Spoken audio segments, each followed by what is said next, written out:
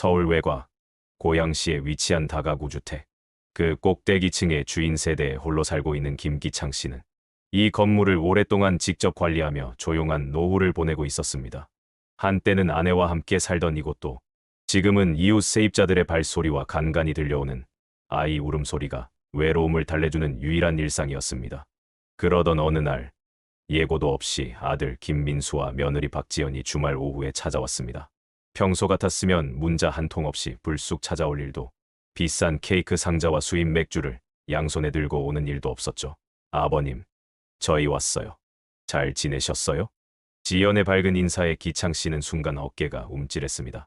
평범한 말 한마디인데도 그동안 듣지 못했던 정다운 말투에 괜히 가슴이 뭉클해졌죠. 아들 민수는 뒤따라 들어와 짐을 내려놓고 집안을 둘러보았습니다. 아버지, 여기 그대로 잘 계셨네요. 냄새도 참 익숙하고요. 그래, 너희는 어쩐 일이냐? 앉아라. 그날은 평소보다 훨씬 풍성한 밥상이 차려졌습니다. 지연은 부엌에서 능숙하게 반찬들을 꺼내고 민수는 상을 펴고 식기를 챙기며 함께 움직였습니다. 곧 상에는 꽁치구이, 잡채, 시금치나물, 두부조림까지 한 상 가득 차려졌고 세 사람은 모처럼 웃으며 식사를 했습니다. 하지만 기창 씨의 마음에는 묘한 예감이 들기 시작했습니다. 이렇게까지 성의껏 상을 차리는 걸 보니 뭔가 목적이 있지 않을까 싶었죠. 역시나 밥을 반쯤 먹었을 무렵 민수가 조심스레 말을 꺼냈습니다. 아버지, 사실 드릴 말씀이 있어서요. 지금 저희가 사는 아파트가 너무 좁아서요. 기창 씨는 젓가락을 내려놓고 민수를 바라보았습니다. 늘 중요한 이야기를 꺼낼 때면 사실로 시작하던 민수. 이번에도 어김없었습니다. 민수는 계속해서 말했다. 이번에 2층 세입자분이 곧 나간다고 들었는데 그 자리에 저희가 들어가면 어떨까 싶어서요. 아버지 혼자 계시니까 저희가 가까이서 챙겨드릴 수도 있고요. 말은 고왔지만 기창 씨의 마음은 복잡했습니다. 그저 우연히 나간다는 얘기를 듣고 들른 걸까? 아니면 처음부터 들어올 생각이었을까? 지연도 말해 보탰습니다. 여기라면 민수 회사도 가까워지고 아이 낳기 전에도 주변 환경이 너무 좋아서요. 기창 씨는 물을 한 모금 마시며 쉽게 대답하지 못했습니다. 혼자 사는 것이 불편하지는 않았지만 때때로 찾아오는 쓸쓸함을 달래줄 수 있다면 나쁠 것도 없겠다는 생각이 들긴 했습니다. 하지만 이 건물은 단순한 자산이 아니었습니다.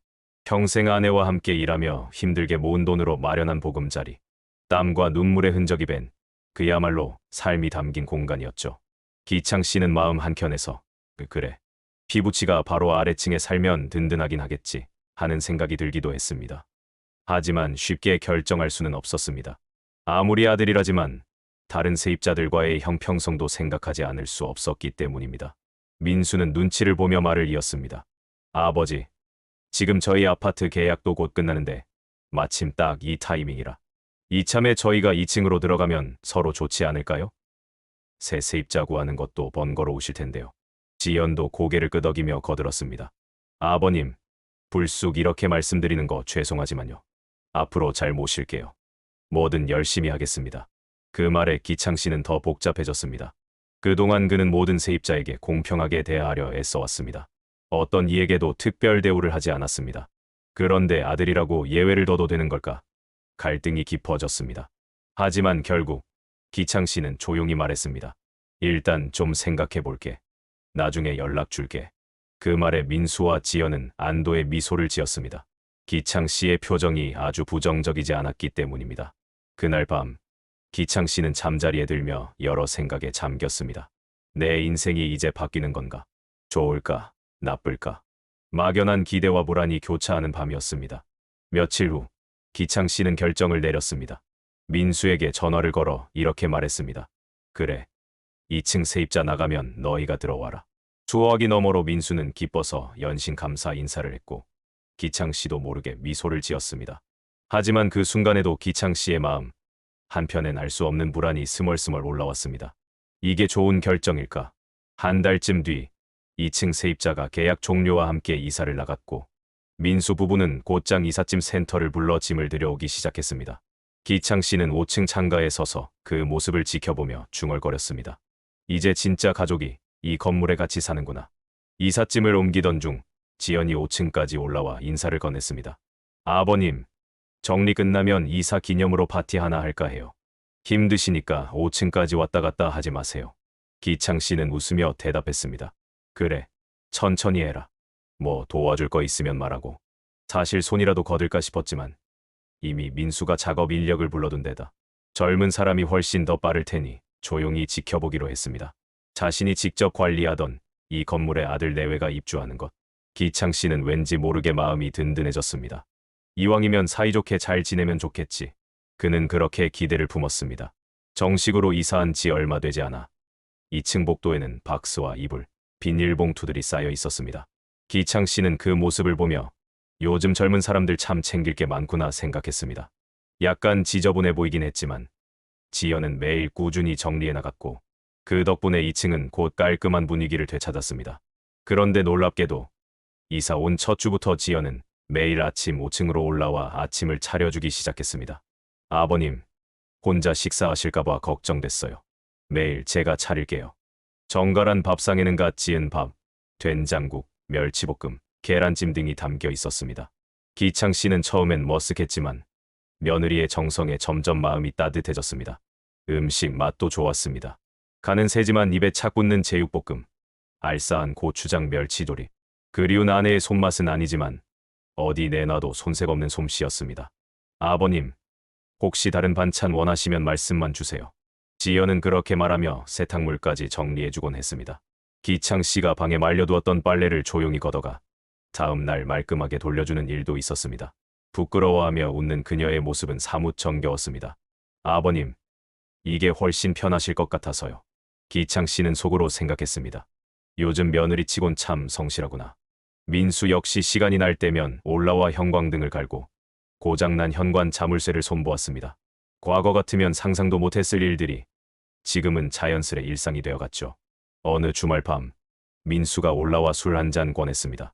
아버지, 오랜만에 소주 한 잔 하시죠. 기창 씨는 손사래를 치며 거절했지만 내심은 무척 기뻤습니다. 같은 건물의 아들 내외가 함께 산다는 게 처음엔 불편할 줄 알았지만 의외로 조용하고 배려심 넘치는 생활이 계속됐습니다. 2층에서 시끄러운 소리가 들려오는 일도 없었고 기창 씨가 과일이나 음료를 들고 내려가면 지연은 늘 밝게 반겨주었습니다. 아버님, 잠깐 앉아서 쉬다 가세요. 그런 며느리의 말에 기창 씨는 괜히 흐뭇해져서 방긋 웃곤 했습니다. 이런 평화로운 날들이 계속되면 얼마나 좋을까. 그렇게 기창 씨의 마음도 조금씩 녹아내리고 있었죠.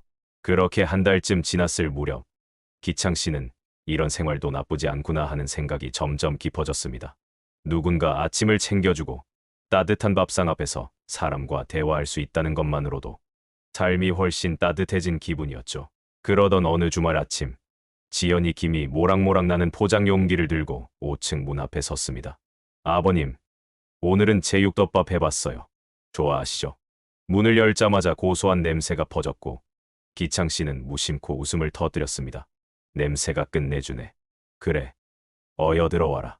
잠시 후 민수도 올라와 함께 밥을 먹으며 회사 이야기, 친구 이야기, 그리고 앞으로 아이를 낳으면 어쩌고 저쩌고. 기창 씨는 오랜만에 가족과 함께 있는 기분이었습니다. 손주라도 태어나면 얼마나 좋을까. 그는 잠시 눈을 감고 미소 지었습니다. 하지만 그 따뜻했던 시간은 생각보다 빨리 균열을 보이기 시작했습니다. 이사 온 지 2달쯤 지난 어느 날 아침, 평소처럼 지연이 올라오지 않았습니다.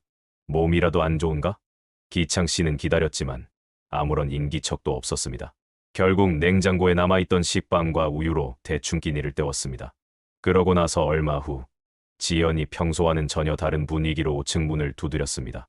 머리는 말끔히 묶고 화려한 옷차림에 생기가 돌던 얼굴. 손엔 커피와 작은 봉투가 들려 있었고 그 안엔 고급 승용차의 광고 팜플렛이 있었습니다. 아버님, 이거 보세요. 요즘 수입차 할인 행사가 있대요. 민수가 출퇴근할 때 너무 힘들어하잖아요. 이번 기회에 한 대 장만하면 딱일 것 같아서요. 기창 씨는 순간 멍해졌습니다. 그래서 나한테 이걸 보여주는 이유가 뭐지? 그는 조용히 물었습니다. 그래서 그걸 내가 왜 봐야 하니? 지연은 부자연스러운 웃음을 띤 채 말했습니다. 아버님이 한 번만 도와주시면 정말 큰 힘이 될 것 같아서요. 민수가 요즘 출근길이 너무 고생이 많거든요. 그 말이 떨어지는 순간 기창 씨의 마음속에서 무언가 무너져 내리는 소리가 들렸습니다. 이 모든 게 결국 이 말을 꺼내기 위한 보석이었나? 아버님이 사주시면 정말 감사할 것 같아요.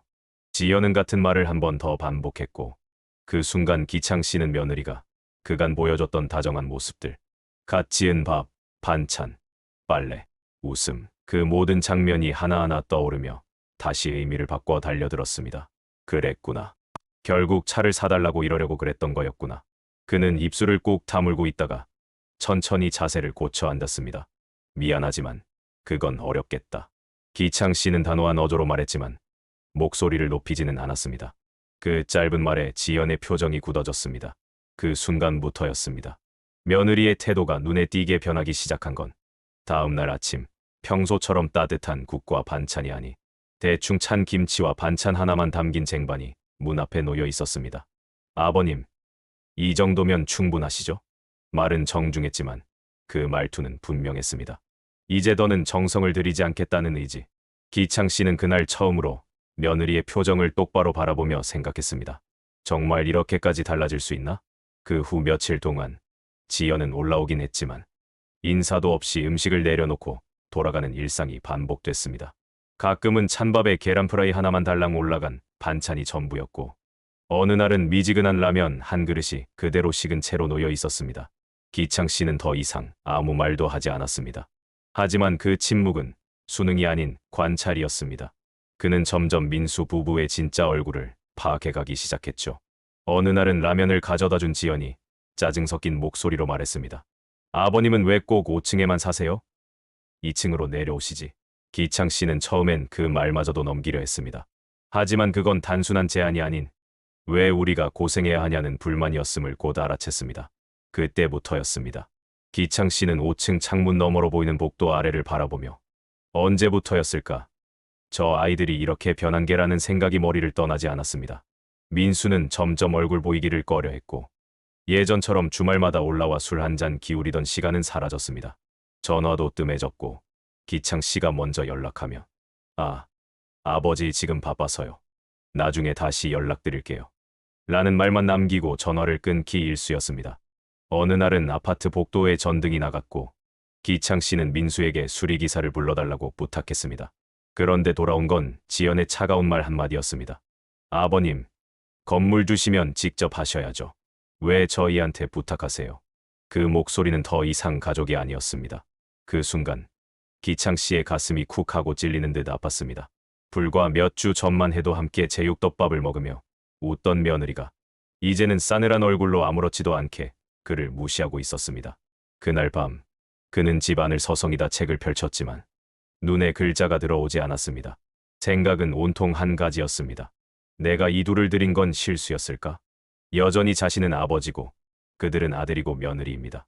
하지만 그 명분은 이제 더 이상 아무 의미가 없는 껍데기에 불과했습니다. 기창 씨는 갈등 끝에 스스로에게 다짐했습니다.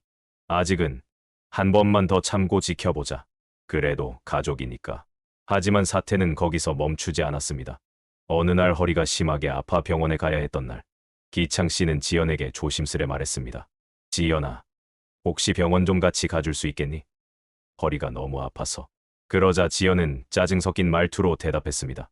어머, 오늘은 친구랑 약속이 있어서요. 택시 타고 다녀오세요. 그 말에 기창 씨는 말문이 막혀 아무 말도 할 수 없었습니다. 약속이 있다고? 허리가 끊어질 것 같아서 한번 부탁해 본 건데. 그는 천천히 안방으로 들어가 옷을 갈아입고 스스로 택시를 불렀습니다. 허리를 부여잡고 차에 오르며 그는 문득 생각했습니다. 나는 지금 이 집에서 한 사람으로 존중받고 있는 걸까? 병원 진료를 마치고 돌아오는 길, 그는 창밖을 바라보며 묵묵히 중얼거렸습니다. 아내가 살아있었다면 이런 일은 없었겠지. 쓸쓸한 마음에 고개를 떨군 채 택시에서 내렸을 때 그의 발걸음은 전에 없이 무겁고 허전했습니다. 그리고 그날 저녁, 지연이 5층 문 앞에 도시락을 들고 찾아왔습니다. 비닐봉지에 대충 담긴 반찬들과 흘러넘친 국물. 아버님, 앞으로는 이렇게 도시락만 드릴게요. 이제 밥은 알아서 챙겨 드세요. 저희도 바빠서요. 말끝은 딱딱했고 눈빛엔 짜증이 가득했습니다. 기창 씨는 묻지 않을 수 없었습니다. 갑자기 왜 그러니? 지연은 한숨을 길게 쉬더니 솔직히 말해서요. 저도 할 일이 많아요. 이제 아버님 식사까지 다 챙기는 건 너무 힘들어요. 앞으로는 각자 먹는 걸로 해요. 그 말은 곧 이제 더는 신경 쓰기 싫다는 통보였습니다. 기창 씨는 도시락을 내려다보았습니다. 대충 눌러 담긴 반찬, 기름기 낀 고기, 한쪽으로 쏠린 김치. 정성이 없는 음식이 이렇게까지 차갑게 느껴질 수 있구나. 지연은 그의 반응을 기다리지도 않고 돌아섰고, 기창 씨는 조용히 도시락을 식탁 위에 내려놓고 잠시 멍하니 앉아 있었습니다. 한없이 무기력하게 느껴지는 그 순간, 그는 속으로 중얼거렸습니다. 이제는 나도 지쳐간다. 그날 밤, 기창 씨는 거의 한숨도 자지 못했습니다. 도시락의 냄새조차 싫어 그대로 치우지도 못한 채 식탁 위에 올려둔 채였습니다. 내가 지금 이 집에서, 이 아파트에서 어떤 존재인가? 그는 스스로에게 자꾸 되물었습니다. 며칠 뒤, 지연은 라면을 하나 끓여와 5층 문을 두드렸습니다. 뚜껑을 열 자식은 국물에 퍼져버린 면발, 반찬도 없이 김치 한 조각만 얹혀 있었습니다. 아버님, 뭐 이것도 괜찮으시죠? 5층까지 들고 오느라 정말 힘들었어요. 그 목소리에는 예의도, 정성도, 배려도 없었습니다. 기창 씨는 잠시 말없이 라면을 바라보다가 조용히 고개를 숙였습니다. 정말 그동안 보여줬던 다정한 모습들은 모두 연기였던 걸까? 그날부터 그는 경계심을 품기 시작했습니다. 문을 열 때마다, 말 한마디를 들을 때마다 행동 하나하나를 관찰하게 되었습니다. 그리고 곧 그는 확신하게 되었습니다. 이들은 지금 자신을 민폐로 여기고 있다는 걸. 며칠 후, 그가 식사가 늦게 올라온다고 조심스레 말하자 지연은 버럭 소리를 질렀습니다. 5층까지 왔다 갔다 하는 게 얼마나 힘든지 아세요? 엘리베이터도 없는 이 빌라에서 저 다리 아픈 거 안 보이세요? 애초에 왜 꼭 5층에서 혼자 사세요? 2층으로 내려오시든가요. 그 말은 기창 씨의 심장을 그대로 내리찍는 칼이었습니다. 아내와 함께 젊은 시절 온갖 고생 끝에 이 건물을 올리고 5층에서 서울의 하늘을 보며 하루를 시작하던 그의 작은 습관과 평화를 하나도 이해하지 못한 채 내뱉는 말이었습니다. 이 집이 내가 어떤 마음으로 지켜온 공간인데. 기창 씨는 말없이 뒤돌아섰습니다. 그날부터 그는 아무것도 기대하지 않기로 마음을 먹었습니다. 그들 부부의 행동은 이제 실망을 넘어 모욕이었습니다. 그날 이후 민수는 거의 모습을 드러내지 않았습니다. 예전엔 주말마다 올라와 아버지와 도란도란 얘기하며 술잔을 기울이던 그였는데 이제는 한 달에 한 번 얼굴 보기도 힘들었습니다. 전화를 해도 지금 회의 중이에요. 잠깐 외근 나왔어요. 같은 말만 반복됐고 기창 씨가 무슨 말을 꺼내기 전에 끊기는 경우가 태반이었습니다. 그러던 어느 날 아파트 공용 계단에 전등이 나가고 수도 계량기에도 문제가 생겼습니다. 기창 씨는 민수에게 수리기사 좀 불러줄 수 있겠니? 하고 물었죠. 그런데 대신 전화를 받은 건 지연이었습니다. 그리고 들려온 건 상상도 못한 말이었습니다. 아버님, 건물 주시면 알아서 하세요. 왜 저희한테 다 떠미세요? 그 말이 떨어지던 순간 기창 씨는 심장이 쿵 하고 내려앉는 것 같았습니다. 이 아이들이 나를 이제 진짜 남처럼 대하는구나. 불과 몇 달 전만 해도 삼겹살을 함께 구워 먹고 된장찌개에 고기를 얹어주던 며느리가 맞나 싶었습니다. 그 밤, 그는 거실을 서성이며 마음을 가라앉히려 애썼습니다. 책장을 열어 책을 꺼내봤지만 글자 하나도 눈에 들어오지 않았습니다. 이렇게 변할 줄 알았다면 처음부터 입주를 허락하지 않았을 텐데. 그는 자신의 판단이, 선택이 후회스럽기 시작했습니다. 하지만 동시에 또 이렇게 되었다고 바로 내칠 수는 없다는 생각도 있었습니다. 그래도 내 자식인데 자존심이 문제일까? 그는 스스로를 다독였습니다. 그러나 점점 확신하게 되었습니다. 이대로는 안 되겠다. 언젠가는 결단을 내려야 할 때가 온다. 그리고 며칠 후 결정적인 일이 벌어졌습니다. 기창 씨가 허리 통증이 심해 병원에 가야 하는 날이었죠. 그는 지연에게 조심스럽게 말했습니다. 지연아, 오늘 병원 좀 같이 가줄 수 있을까? 허리가 너무 아파서. 지연은 짜증이 가득한 얼굴로 이렇게 말했습니다. 오늘 약속이 있어서 안 돼요. 택시 타고 다녀오세요. 그날 기창 씨는 말없이 방문을 닫고 천천히 옷을 갈아입었습니다. 양말을 신으려 허리를 굽히는 순간 숨이 멎을 만큼 아팠지만 그는 이를 악물고 택시를 불렀습니다. 병원에서 진료를 받고 돌아오는 길, 택시 창밖을 내다보며 그는 스스로에게 묻고 또 물었습니다. 내가 왜 이렇게까지 참고 살아야 하지? 이게 진짜 가족인가? 그의 머릿속엔 뒤엉킨 생각들이 고통처럼 밀려왔습니다. 그날 저녁, 지연은 여느 때처럼 문을 두드렸습니다. 손에는 대충 포장된 도시락 하나가 들려 있었고 표정은 어딘지 모르게 날이 서 있었습니다. 아버님, 이거 드세요. 앞으로는 이렇게 도시락만 가져올게요. 갑자기 왜? 기창 씨가 물었습니다. 지연은 한숨을 쉬며 말했습니다. 솔직히 말씀드리면 저도 제 할 일이 많아요. 이제 아버님 식사까지 다 챙기기는 너무 벅차요. 앞으로는 알아서 밥 해 드세요. 그 말은 마치 그동안 자신이 해온 일들을 부당하게 강요받았다는 식으로 정리해버리는 듯했습니다. 기창 씨는 잠시 멈칫하다가 도시락을 내려다보았습니다. 김치는 시들고 반찬은 한쪽에 쏠려 있었고 밥도 퍼진 채 식어 있었습니다. 마치 이 정도면 됐잖아라는 메시지를 담은 듯한 도시락이었습니다. 지연은 그의 반응을 기다리지 않고 빠르게 계단을 내려갔습니다. 그 뒷모습을 멍하니 바라보던 기창 씨는 그제야 진심으로 실감했습니다. 이 사람들은 나를 이용한 거였구나. 처음부터 그냥 얻어먹고 살 궁리만 하고 있었던 거야. 그날 밤 그는 거의 뜬 눈으로 밤을 새웠습니다. 침대 위에 누워도 눈이 감기지 않았고 아내가 생전에 지어주던 조용한 밥상의 기억만이 떠올랐습니다. 그리고 마침내 그는 결심했습니다. 이젠 끝이다. 이대로는 더는 못 참겠다. 다음 날 아침 기창 씨는 일찍 일어나 다년간 거래해온 부동산 사장에게 전화를 걸었습니다. 사장님, 2층 세입자랑 계약 해지하려고 합니다. 다시 임대 내놓아 주세요. 최대한 빨리요. 전화를 받은 사장은 깜짝 놀라 물었습니다. 김 사장님, 그 집 며느님이랑 아드님이 들어오신 거 아니셨어요? 네. 그런데 이제 나가야죠. 사정이 좀 있습니다. 짧고 단호한 목소리였습니다. 사장은 더 이상 묻지 않았고 기창 씨는 전화를 끊고 창밖을 오래도록 바라보았습니다. 이 결정을 언젠가는 하게 될 줄 알았어. 그날 오후 그는 다른 세입자들에게도 직접 연락해 혹시 2층에서 소란스러운 일 있어도 걱정 마세요. 조만간 새로운 분 들어올 겁니다. 라고 짧게 설명했습니다. 이웃들은 네, 알겠습니다. 하고 담담하게 반응했지만 기창 씨는 스스로의 마음이 한층 가벼워짐을 느꼈습니다. 그리고 그날 저녁 마침내 민수에게 전화를 걸었습니다. 벨이 몇 번 울린 뒤 민수의 목소리가 들렸습니다. 아버지, 웬일이세요? 민수야, 2층 다시 임대 내놨다. 너희는 한 달 안에 나가라. 그 말에 민수는 순간 아무 말도 하지 못했고 이내 다급한 목소리로 되물었습니다. 아버지, 갑자기 무슨 말씀이세요? 우리 어디로 가요? 그건 너희가 알아서 할 일이야. 나는 이제 더 못 참겠다. 기창 씨의 목소리는 흔들리지 않았고 그건 민수에게 이번엔 진짜다라는 걸 알리는 신호였습니다. 아버지, 잠깐만요. 진짜 무슨 일 있었던 거예요? 하지만 기창 씨는 더 이상 감정을 섞지 않았습니다. 내가 설명할 이유는 없다. 한 달 준다. 그 안에 나가라. 그는 그렇게 전화를 끊었습니다. 그리고 조용히 커피 한 잔을 내려 처음으로 편안한 숨을 내쉬었습니다. 다음 날 오후 예상했던 것보다 빠르게 민수와 지연이 5층 문 앞을 찾아왔습니다. 노크 소리가 평소보다 훨씬 크고 거칠었습니다. 기창 씨가 문을 열자 두 사람의 얼굴은 이미 굳어 있었습니다. 아버지, 이게 도대체 무슨 일이에요? 우릴 왜 갑자기 내쫓으시는 거죠? 민수는 당황과 분노가 섞인 목소리로 따지듯 물었습니다. 지연은 기창 씨의 얼굴조차 마주보지 못한 채 옆에 서 있다가 결국 울먹이며 고개를 들었습니다. 아버님, 제가 잘못했어요.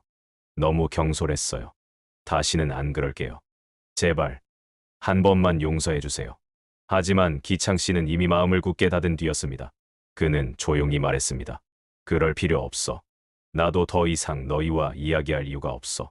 그 순간 지연은 갑자기 앞으로 다가와 기창 씨 앞에서 무릎을 꿇으려 했습니다. 아버님, 제발요.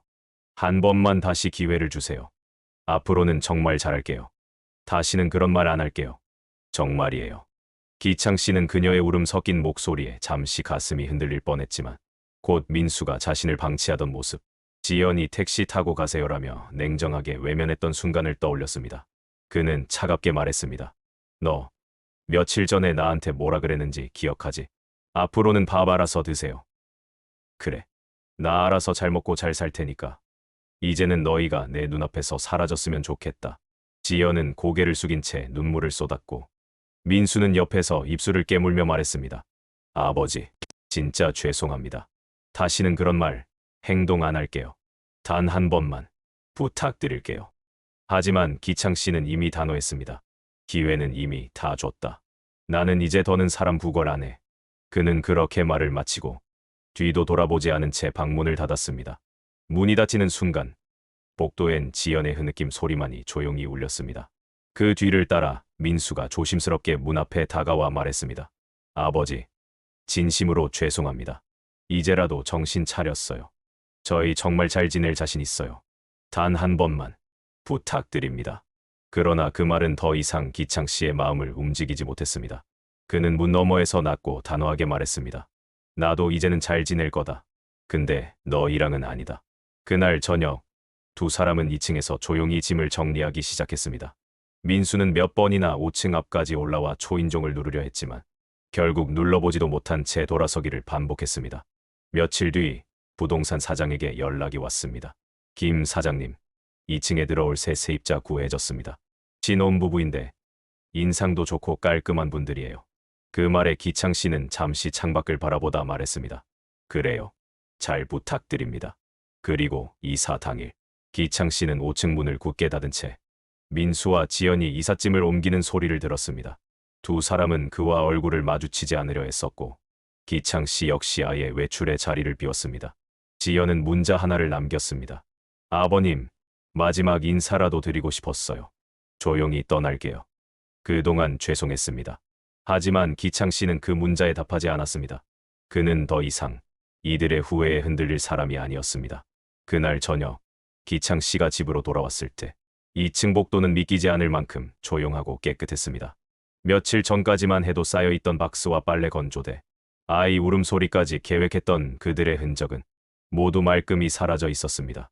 빈 방에서 풍겨나오는 휑한 냄새와 조용한 정적이 그의 마음을 서늘하게 스쳤지만 그 와중에도 묘한 해방감을 느꼈습니다.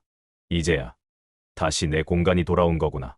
잠시 후 부동산 사장이 새로 들어온 세입자 부부를 데려왔고 기창 씨는 조용히 5층에서 그 모습을 지켜보았습니다. 깔끔한 차림의 젊은 부부는 밝은 인사와 함께 이사 짐을 옮기기 시작했습니다. 그리고 이틀 뒤 그 부부는 기창 씨를 찾아와 인사를 했습니다. 안녕하세요. 저희는 2층에 새로 들어온 김현우, 박유진 부부입니다. 앞으로 잘 부탁드립니다.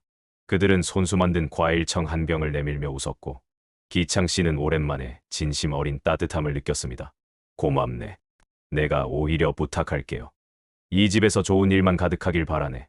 그날 밤 그는 오랜만에 창문을 활짝 열어놓고 따뜻한 바람을 맞으며 차를 마셨습니다. 그래, 이게 내가 원하던 평화지.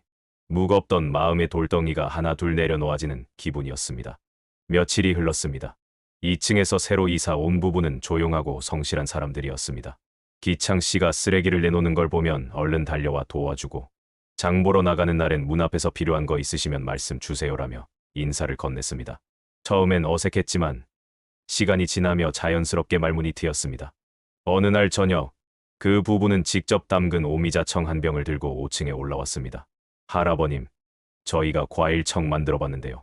시원하게 타드셔도 좋고 따뜻하게 드셔도 좋아요. 요즘은 허리 괜찮으세요? 저희도 병원 갈 일 있으면 같이 모시고 가도 되는데. 그 말에 기창 씨는 순간 목이 메었습니다. 아무것도 바라지 않고 조용히 다가와 말을 걸어주는 사람들.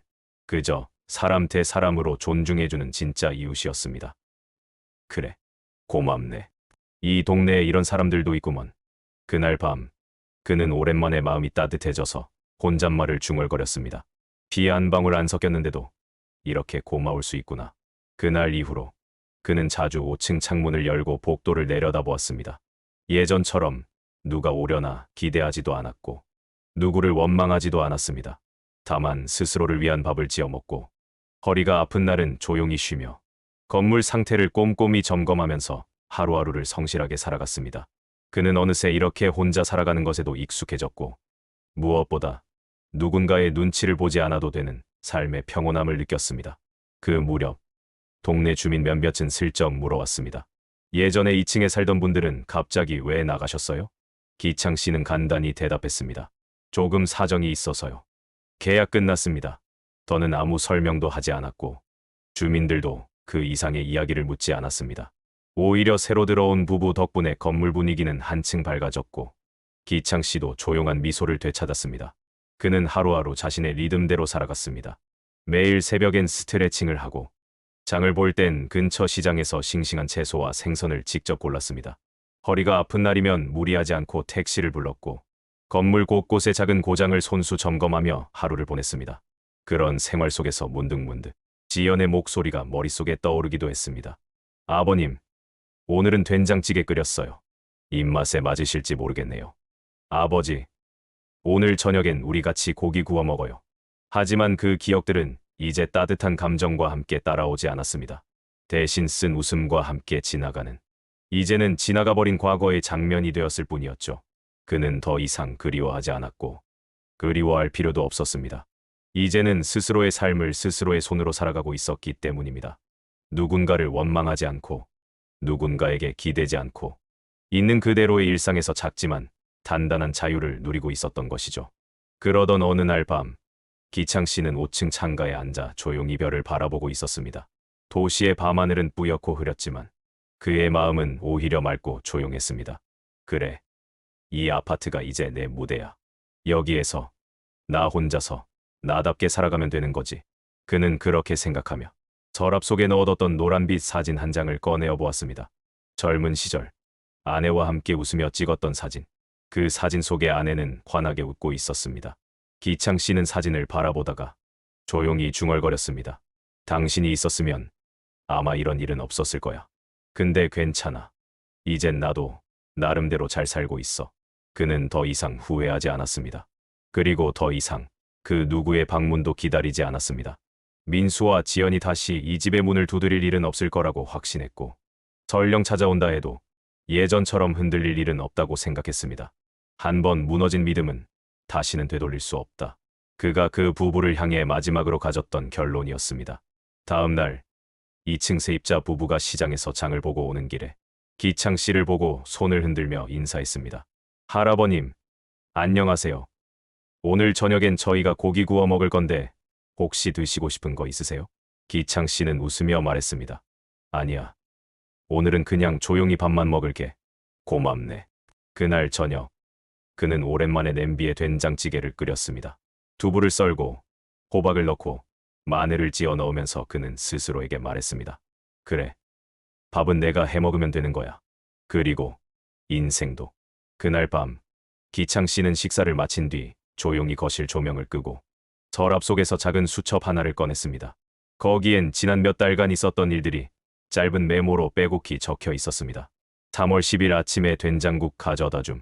간은 조금 세지만 맛 괜찮았음. 4월 2일 며느리가 벤츠 할인 중이라며 팜플렛 보여줌. 가슴이 철렁. 5월 5일 택시 타고 병원 다녀오. 그날부터 마음 정리 시작. 한 줄 한 줄 적어가며 스스로의 감정을 정리했던 그 기록들은 지금 와서 보니 참 덤덤해 보였지만 그 속에는 한 노인의 깊고도 복잡했던 내면의 싸움이 고스란히 담겨 있었습니다. 그는 수첩을 덮으며 생각했습니다. 이제 이건 다 끝난 이야기야. 며칠 후 새벽 이슬이 맺힌 복도를 따라 기창 씨는 천천히 계단을 내려갔습니다. 보일러 점검 날짜가 다가오고 있었고 그는 여느 때처럼 직접 수도실을 확인하러 가는 길이었습니다.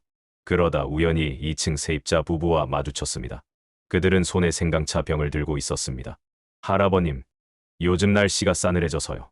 몸 따뜻하게 하시라고 드리러 가던 길이었어요. 감사하네. 요즘 젊은 사람들 보기 드물게 따뜻하군. 그는 그렇게 말하며 병을 받아들었습니다. 이웃이자 진짜 가족보다 더 가족 같은 이 젊은 부부에게서 기창 씨는 뒤늦게 인생의 위로를 받고 있었습니다. 그리고 그렇게 스스로에게 확신을 줬습니다. 그래, 이제는 누가 피를 나눈 사이라고 해서 무조건 믿을 일은 아니야. 상대가 누구든 나를 존중하지 않으면 그건 가족도 아니지. 그날 이후로도 기창 씨의 삶은 조용하게 흘러갔습니다. 2층 신혼부부는 가끔 김치나 반찬을 나눠주었고 기창 씨는 직접 담근 깍두기나 된장으로 답례를 하곤 했습니다. 어느 저녁 2층 부부가 살짝 올라와 조심스럽게 말했습니다. 할아버님, 이번 주말에 저희가 집들이를 하거든요. 식사는 부담스러우시면 잠깐 들러주시는 것만으로도 좋아요. 기창 씨는 잠시 망설이다 고개를 끄덕였습니다. 그래, 잠깐 들르지. 부담은 안 느껴도 되지. 그럼요.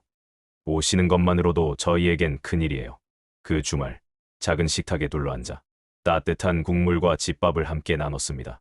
기창 씨는 웃으며 말했습니다.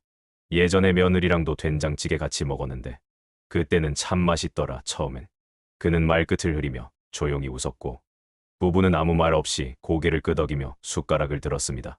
식사를 마친 후 그들은 정성스럽게 포장한 작은 과일 바구니를 기창 씨 손에 쥐어주었습니다. 할아버님 덕분에 저희가 이렇게 편하게 지내요. 고맙습니다. 그날 밤 기창 씨는 오랜만에 숙면을 취했습니다. 마음이 편안하다는 것이 이런 것이구나. 그는 조용히 숨을 내쉬며 되뇌었습니다. 이후로도 그는 자신만의 리듬대로 살아갔고 누군가를 불필요하게 의식하지 않아도 되는 삶의 평화를 몸으로 느끼고 있었습니다. 가을이 깊어가던 어느 날 기창 씨는 시장에서 국산 무와 배추, 굵은 소금을 샀습니다. 직접 김장을 하겠다는 생각이 들었던 건 그저 혼자서도 뭐든 할 수 있다는 마음이 점점 단단해졌기 때문입니다.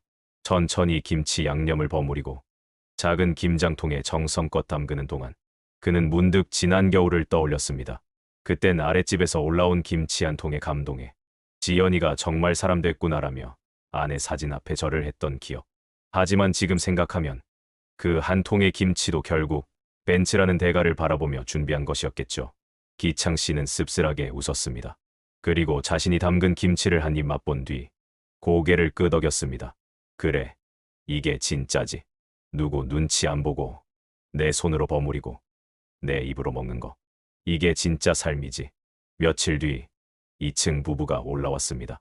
할아버님, 김치 담그셨다면서요? 혹시 맛 좀 볼 수 있을까요? 기창 씨는 머쓱하게 웃으며 내 손맛 별로야. 너무 짜도 뭐라 하지 마. 라며 작은 반찬통 하나를 건넸습니다. 다음 날 2층에서 문자가 도착했습니다. 할아버님 김치 진짜 맛있어요. 저희 친정엄마 김치보다도 입에 딱 맞아요. 진심이에요. 그 문자를 읽은 기창 씨는 조용히 웃었습니다. 그 순간 이 집에서의 그의 삶이 더 이상 누군가를 기다리는 삶이 아니라는 걸 새삼 깨달았습니다. 그날 저녁 기창 씨는 오랜만에 TV도 끄고 조용히 거실 창가에 앉아 멍하니 밖을 바라보았습니다. 노란 은행잎이 흩날리고 붉은 단풍이 바람결에 흔들리는 풍경은 어쩐지 지난 시간의 상처까지도 함께 털어내주는 듯했습니다. 그래, 지금 이대로면 충분해. 그는 그렇게 혼잣말을 하며 따뜻한 보리차를 한 모금 마셨습니다. 문득 지연의 목소리가 기억 속을 스쳤습니다. 아버님, 오늘 저녁 뭐 드시고 싶으세요? 하지만 그 말 끝에는 항상 목적이 따라붙었죠. 아, 그리고 이번 주에 차 전시장 한번 같이 가보면 어떨까요? 그 기억을 떠올릴수록 기창 씨는 지금의 평화가 얼마나 값진 것인지 다시금 느낄 수 있었습니다. 며칠 후 복도에서 마주친 이웃 중 한 명이 물었습니다. 김 어르신, 2층에 살던 분들은 갑자기 왜 나갔어요? 기창 씨는 아주 짧게 조용히 대답했습니다. 조금 2년이 아니었던 거지요. 그 말만으로도 충분했습니다. 더 설명할 필요도 감정을 덧붙일 이유도 없었기 때문입니다. 이후로 기창 씨는 더욱 철저하게 스스로의 생활을 돌보며 살았습니다. 매일 식단을 직접 짜고 허리 스트레칭은 아침 저녁으로 빠짐없이 했으며 건물 계단과 복도는 자주 빗자루질을 했습니다. 누군가에게 기댈 수 없다면 기댈 필요가 없는 사람이 되자 그 다짐이 이제는 삶의 중심에 자연스럽게 자리 잡고 있었습니다. 하루는 2층 세입자 부부가 따뜻한 고구마 빵을 들고 찾아왔습니다. 할아버님, 저희가 직접 구운 건 아닌데요. 동네에 새로 생긴 빵집이 있더라고요. 혹시 단 거 좋아하시나 해서요. 기창 씨는 웃으며 고개를 끄덕였습니다. 달달한 거. 요즘은 오히려 좋지. 나이 드니까 입맛이 참 달라지더라고. 그 작은 선물 하나에 그는 그날 하루 종일 기분이 따뜻했습니다. 그리고 자신도 모르게 나눔을 시작하게 되었습니다. 김장김치가 잘 익자 그는 작은 반찬통에 담아 2층 문 앞에 놓아두었습니다. 조금 짰으면 물에 한번 씻어서 드려요. 그냥 먹긴 좀 세니까. 그날 저녁 2층 부부는 진심 어린 인사를 전했습니다. 진짜 할아버님 김치 덕분에 밥 2그릇 뚝딱 했어요. 이런 정성은 저희 엄마도 잘 못 내요. 기창 씨는 미소 지으며 속으로 생각했습니다. 피 한 방울 안 섞였지만 이렇게 마음은 전해지는구나. 시간이 흐를수록 그는 깨달았습니다. 진짜 가족이란 혈연으로 묶인 관계가 아니라 서로를 배려하고 존중하는 사람들이라는 것을. 그동안 그는 자식이니까라는 생각에 너무 많은 것을 참아왔고 아버지로서 이 정도는 해야지라는 책임감에 자존심까지 내어줬습니다. 하지만 지금 그는 누구의 눈치를 보지 않고 자신의 생활을 자신이 책임지는 삶 속에서 비로소 평화를 되찾고 있었습니다. 어느 날 저녁 기창 씨는 창밖에서 들려오는 웃음소리에 문득 발걸음을 멈췄습니다. 2층 신혼부부가 거실 창을 열어둔 채 서로 농담을 주고받으며 고구마를 굽고 있었습니다. 그 풍경을 바라보던 기창 씨는 아내와 함께 살던 시절이 떠올랐습니다. 늦가을 저녁, 김장을 끝내고 둘이 앉아 따뜻한 고구마의 식혜를 마시며 웃던 시간. 그 기억은 아프지 않았습니다. 그저 가슴 한켠에서 조용히 따뜻한 불빛처럼 남아 있었죠. 그는 그 모습을 흐뭇하게 지켜보다가 다시 안으로 들어와 보일러를 점검하고 목욕물을 받아 조용히 욕실로 들어갔습니다. 나이 들수록 따뜻한 물과 조용한 밤이 최고야. 그는 중얼거리듯 혼잣말을 했습니다. 목욕을 마치고 나와 테이블에 앉자 문득 민수라는 이름이 마음속에 스쳐 지나갔습니다. 그는 깊은 한숨을 내쉬며 중얼거렸습니다. 그래도 한때는 내 자식이었지. 그 아이가 지금 어디서 어떻게 지내고 있을까? 하지만 그 뒤에 따라온 건 다시 문을 두드릴지도 모른다는 막연한 불안이 아닌 이젠 상관없는 일이라는 확고한 분리감이었습니다. 그는 알았습니다. 다시는 내 삶에 들어오게 두지 않겠다. 자신의 시간을, 자신의 감정을 그 어떤 이유로도 다시 소비하게 두지 않겠다는 결심이 이제는 뿌리 내려 있었다는 것을. 그날 밤 기창 씨는 침대에 누워 천장을 바라보며 자신의 하루를 곱씹었습니다. 별다를 것 없는 평범한 하루였지만 그 평범함이야말로 그에게는 가장 큰 선물이었습니다. 누구에게 휘둘리지 않고 내가 선택한 대로 살아가는 하루. 그는 이제 그것이 진정한 독립이자 자유임을 알고 있었습니다. 다음 날 아침 5층 복도를 청소하던 중 2층 부부가 웃으며 인사했습니다. 할아버님, 어제도 김치 잘 먹었어요. 이번 주말에 찌개 끓일 건데 같이 드셔도 되죠? 기창 씨는 빗자루를 내려놓고 고개를 끄덕였습니다. 그래. 된장찌개는 김치랑 잘 어울리지. 그는 더는 외로움을 느끼지 않았습니다. 자식이 옆에 없어도 그보다 더 정 많고 따뜻한 이웃들이 함께였으니까요. 그러던 중 관리실을 통해 이상한 소식을 하나 들었습니다. 며칠 전 낯선 사람이 아파트를 찾아와 김기창 씨 댁 맞나요? 혹시 아직 여기 계신가요? 하고 묻고 갔다는 것이었습니다. 기창 씨는 말없이 고개를 끄덕이며 대답했습니다. 아, 그래요. 누구인지 말은 안 했대요. 네, 그냥 돌아갔다고 하더라고요. 차 안에 여자가 같이 있었고 잠깐 서 있다가 갔대요. 그 말에 기창 씨는 잠시 하늘을 올려다봤습니다. 혹시 민수와 지연이었을까? 하지만 그는 곧 고개를 가로저었습니다. 설령 다시 찾아온다 해도 이젠 돌이킬 수 없지. 그리고 마음을 다잡았습니다. 그 어떤 흔들림에도 더는 물러서지 않겠다고. 며칠이 지나고 2층 복도에서 고소한 된장찌개 냄새가 올라오던 날, 기창 씨는 2층 부부의 초대로 저녁 식탁에 함께 앉았습니다. 밥상 위에는 직접 담근 김치, 달큰한 고구마 조림, 두부 넣은 된장찌개가 김을 모락모락 피우고 있었죠. 할아버님, 오늘은 꼭 같이 드셨으면 해서요. 요즘처럼 쌀쌀한 날엔 혼밥하시면 기운이 안 나잖아요. 기창 씨는 살짝 웃으며 고개를 끄덕였습니다. 고맙네. 나이 들면 이런 한 끼가 제일 큰 위로지. 식사 내내 대화는 따뜻했고 과거처럼 말끝마다 의도를 품은 말도 속마음을 감춘 웃음도 없었습니다. 그날 밤 방에 돌아온 기창 씨는 작은 소주잔에 한 잔을 따르고 자신을 위해 조용히 건배했습니다.